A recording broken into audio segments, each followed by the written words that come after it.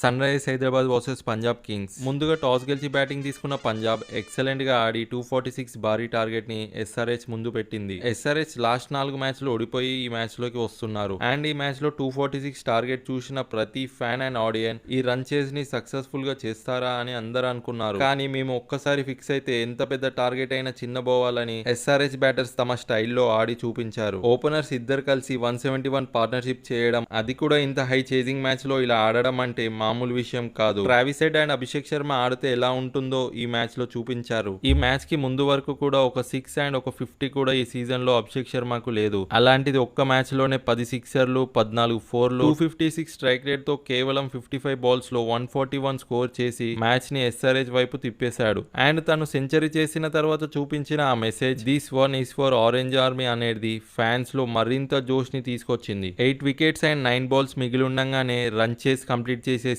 And IPL లో ఇదే second highest successful run చేస్. అండ్ అన్ని టీమ్స్ కి వీఆర్ ఇన్ ద రేస్ అని ఎస్ఆర్హెచ్ ఈ మ్యాచ్ తో గుర్తు చేసింది. ఎస్ఆర్హెచ్ ఈ మ్యాచ్ లో ఆడిన ఆటకు మీరు అవుట్ ఆఫ్ 10 ఎంత ఇస్తారో కామెంట్ చేయండి. And thank you for watching.